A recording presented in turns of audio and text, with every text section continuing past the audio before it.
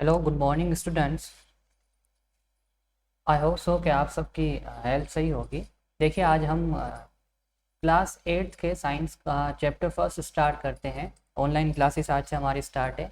तो हम chapter first है हमारा नाम, जिसका नाम क्या है आपकी देखो स्क्रीन के आगे होगा। चैप्टर फर्स्ट का नेम है crop production and management. Crop का मतलब क्या होता है, सबसे पहले हमारे को वही समझना है, तो वो हम बाद में समझते हैं क्रॉप किसे कहते हैं। प्रोडक्शन का मतलब कि किस तरीके से हम क्रॉप को प्रोड्यूस करते हैं, और प्रोड्यूस करने के बाद में उसे हम कैसे स्टोर करके रखते हैं और किस तरीके से उसे अपन यूज़ करते हैं। तो ये दोनों चीज़ें किसके अंदर आती है, मैनेजमेंट के अंदर आती है। तो ये हमारे चैप्टर का नाम है, क्लास 8th के साइंस के चैप्टर का नाम है। अब देखिए हमारे चैप्टर फर्स्ट के अंदर छोटा सा टॉपिक लिखा हुआ है, उस टॉपिक का मतलब है, तो ज़्यादातर क्वेश्चन पूछा जा सकता है बोर्ड के अंदर। क्वेश्चन है how we fulfilment the demand of large production for food.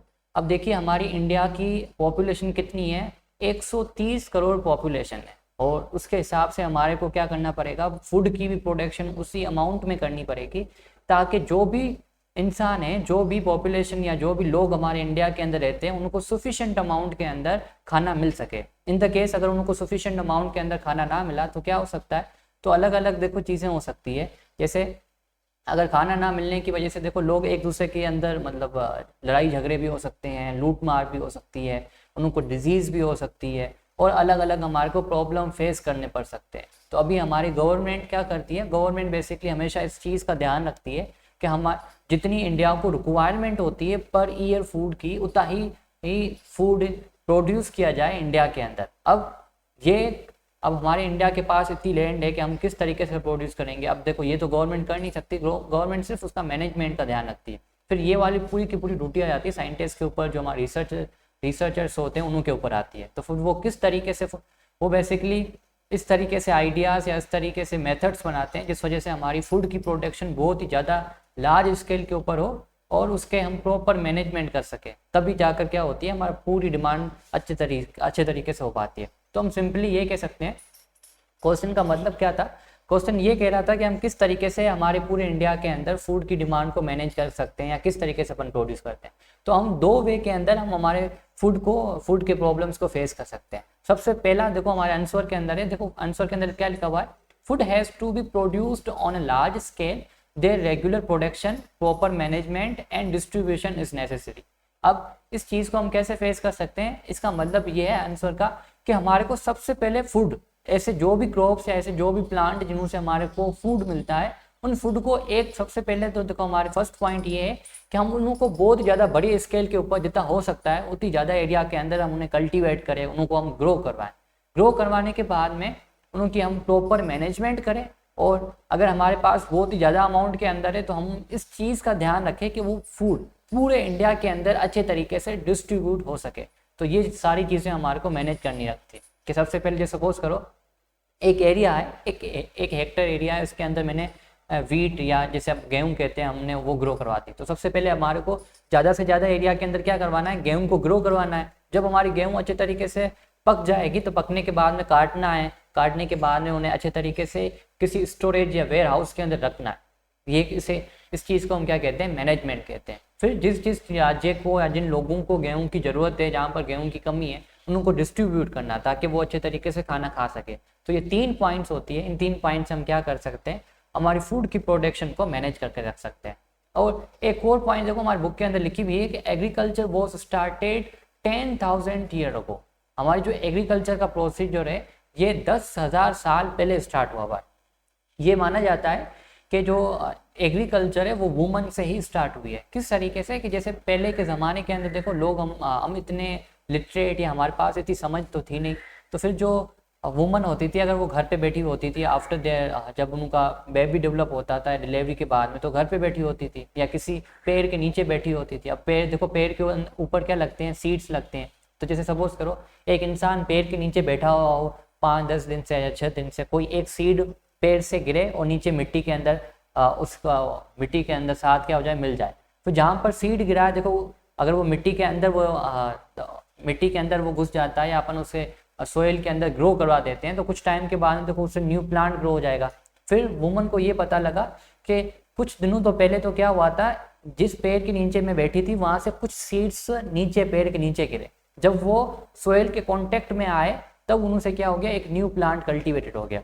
तब वुमन ने ही बताया कि अगर हमारे को प्लांट को ज़्यादा से ज़्यादा कल्टीवेट करवाना है तो किस तरीके से कल्टीवेट करवा सकते हैं, सीड से ही कल्टीवेट करवा सकते हैं। तो ये चीज़ मानी जाती है कि जो एग्रीकल्चर का प्रोसीजर है वो वुमन से स्टार्ट हुआ है। वो कब स्टार्ट हुआ है, 10,000 ईयर अगो, मतलब 10,000 साल पहले ये स्टार्ट हुआ है। अब देखिए नेक्स्ट हमारा टॉपिक है क्रॉप, कि हम क्रॉप किसे कहते हैं। जैसे किसी प्लांट को हम क्रॉप कह सकते हैं, या प्लांट और क्रॉप के बीच में क्या डिफरेंशिएट होता है। जैसे हम सपोज कीजिए हम हमारे घर के बाहर अगर कोई न्यू पौधे को ग्रो करवाते हैं तो हम ये कहते हैं कि सर हमने एक न्यू प्लांट लगवाया है। हम कभी ये नहीं कहते कि सर हमने बाहर हमारा क्रॉप लगवाई है। जैसे अगर यही चीज़ अगर हम गेहूँ हमारे खेतों के अंदर ग्रो करवाते हैं तो हम ये नहीं कहते हमने एक गेहूँ का प्लांट लगवाया, हम ये कहते हैं कि हमने गेहूँ की क्रॉप लगवाई है। तो दोनों देखो हमारे को देखने के अंदर तो ऐसे लगता है कॉमनली कि ये दोनों के दोनों क्या है, प्लांट है, मगर हम दोनों को अलग अलग तरीके से यूज़ करते हैं। कि कभी कभी तो हम क्या बोलते हैं, किसी चीज़ को हम प्लांट कहते हैं। जैसे प्लांट और फिर क्रॉप के बीच में क्या डिफरेंस हो गया, प्लांट वर्सेस क्रॉप। तो अब देखो बहुत सिंपल सी डेफिनेशन है या बहुत सिंपल सा डिफरेंट है क्रॉप के और प्लांट के अंदर। देखिए दोनों प्लांट और क्रॉप तो क्या होते हैं, प्लांट ही होते हैं, कॉमनली अपन कहते हैं। प्लांट का मतलब ये होता है अगर अपन किसी भी प्लांट का मतलब होता है एक, अगर हम किसी एक प्लांट को कहीं पर ग्रो करवाते हैं तो उसे हम कॉमनली प्लांट ही कहते हैं। सपोज करो एक नीम का प्लांट मैंने कहीं पे ग्रो करवा दिया तो उसे हम प्लांट कहेंगे। जब अपन एक किसी पर्टिकुलर एरिया के अंदर देखिए, सपोज कीजिए अगर मैं इतना एरिया क्या करता हूँ, मैं सपोज करता हूँ और इसी एरिया के अंदर में एक जैसे ही प्लांट को क्या करते हैं, हम कल्टीवेट करते हैं।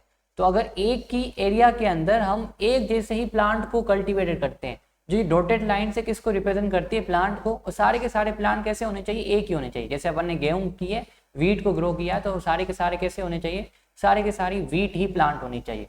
अगर हम एक पर्टिकुलर या एक बड़े एरिया के अंदर एक जैसे प्लांट को ग्रो करवाते हैं तो उसके लिए हम कौन सा टर्म यूज करते हैं, उसके लिए हम टर्म क्रॉप यूज करते हैं। ठीक है, ये चीज़ हमेशा याद रखना कि प्लांट और क्रॉप के बीच में डिफरेंस क्या होता है, सिंपल सा होता है।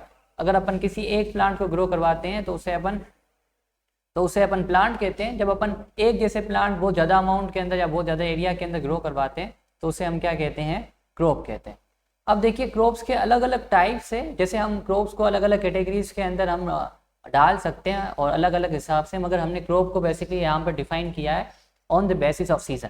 सीजन के हिसाब से क्रॉप दो तरीके के होते हैं, एक तो होते हैं देखिए खरीफ क्रॉप और दूसरे होता है रबी क्रॉप। किस हिसाब से कि वो किस टाइम के अंदर या किस मंथ के अंदर हम उन्हें कल्टीवेट करते हैं, कल्टीवेट का मतलब उन्हें ग्रो करवाते हैं, उसके हिसाब से हमारे क्रॉप के दो टाइप्स होते हैं। अगर हम क्रॉप जनरली रेनी सीजन के अंदर ग्रो करवाते हैं, जैसे अभी जो चल रहा है, जैसे अपन जुलाई अगस्त सितंबर इस सीजन के अंदर अगर हम ग्रो करवाते हैं, उन क्रॉप को हम क्या बोलते हैं, खरीफ क्रॉप्स कहते हैं। तो यहाँ हम सिंपल भाषा में कहें, ऐसे कोई भी क्रॉप जो हम रेनी सीजन के अंदर ग्रो करवाते हैं, जो अभी टाइम चल रहा है उस टाइम के अंदर अगर अपन ग्रो करवाते हैं तो उसे हम क्या कहते हैं, उसे हम खरीफ क्रॉप कहते हैं। और इन्हों के अंदर देखो एग्जाम्पल क्या है, paddy, maize, soybean, groundnut, cotton. Cotton का मतलब क्या होता है, देखो रुई कहते हैं, सोयाबीन आपको पता है, मेज मकई को किया जाता है, ग्राउंड नट बेसिकली आपको पता है। अब पड्डी किसे कहते हैं, पड्डी देखो एक न्यू शब्द आया, पड्डी का मतलब ये होता है घास फूस, ऐसे जो एनिमल्स जो चीज़ें खाते हैं, जो एनिमल जो घास वगैरह खाते हैं उसको जनरली क्या बोला जाता है, पड्डी बोला जाता है। तो ये जो भी प्लांट है, सारे के सारे प्लांट हम कब ग्रो करवाते हैं, खरीफ, या इन्हें हम खरीफ क्रॉप कहते हैं। क्यों, क्योंकि ये सारे प्लांट रेनी सीजन के अंदर ग्रो होते हैं। तो हम सिंपली ये कह सकते हैं, सिंपली क्या कह सकते हैं कि ऐसे प्लांट जो रेनी सीजन के अंदर ग्रो होते हैं तो उन्हें हम क्या कह सकते हैं, खरीफ क्रॉप कह सकते हैं। अब देखिए नेक्स्ट पॉइंट है हमारी रबी क्रॉप, कि हम रबी क्रॉप किसे कहते हैं। अब ऐसे प्लांट जो हम अक्टूबर और मार्च का जो टाइम होता है, अब देखो अक्टूबर और मार्च, अक्टूबर के बाद में देखो क्या सर्दी स्टार्ट हो जाती है और अप टू फेब या मार्च तक सर्दी रहती है। तो सिंपली हम क्या कहें, ऐसे प्लांट जो हम विंटर सीजन के अंदर ग्रो करवाते हैं उन्हें हम क्या कहते हैं, रबी क्रॉप्स कहते हैं। तो ऐसे तो सिंपल सी बात आ गई। तो जो हम रेनी सीजन में ग्रो करवा रहे थे उन्हें खरीफ, और जो हम विंटर सीजन के अंदर ग्रो करवाते हैं तो उन्हें हम क्या कहते हैं, रबी क्रॉप्स कहते हैं। अब देखिए इनके अंदर एग्जाम्पल क्या आता है, इसके अंदर एग्जाम्पल आता है वीट, ग्राम, पी, मस्टर्ड और लिनसीड। ये सारे के सारे प्लांट कब ग्रो करवाए जाते हैं, विंटर सीजन के अंदर ग्रो करवाए जाते हैं। अब देखो एक चीज़ आपको समझ में आई होगी कि जो खरीफ क्रॉप होते हैं वो कल्टीवेट तो कब रेनी सीजन के अंदर की जाते हैं, मगर हम इनको यूज़ कब करते हैं, विंटर के अंदर करते हैं। और जो प्लांट हम विंटर के अंदर ग्रो करवाते हैं उन्हें हम यूज़ कब करते हैं, उन्हें हम जनरली हम उस सीज़न के बाद में यूज़ करते हैं, मतलब हम जो समर आता है समर के अंदर हम उन्हें यूज़ करते हैं। तो हमारे बुक के हिसाब से यहाँ पर दो टाइप के क्या है क्रॉप्स के दी हुई है, जनरली 3 टाइप्स होती है, एक और भी होती है ज़ैद क्रॉप। ज़ैद क्रॉप को कब कल्टीवेट करवाया जाता है, बेसिकली मार्च और जून के बीच में, जो गर्मियों के अंदर जो ज़्यादा गर्मी पड़ती है तब हम जब प्लांट को कल्टीवेट करवाते हैं तो उन्हें ज़ैद क्रॉप कहते हैं। वो टाइप हमारे बुक के अंदर नहीं दिया हुआ है, तो जो टाइप्स दिए हुए हमारे को वो ही पढ़ने, ज़्यादा नहीं पढ़ने। और जो भी हमारे अगर in the case situation normal रही और एग्जाम हुए तो जो हमारे बुक के अंदर है वो ही क्वेश्चन आएंगे, आउट ऑफ बुक एक भी क्वेश्चन हमारे एग्जाम के अंदर नहीं आएगा।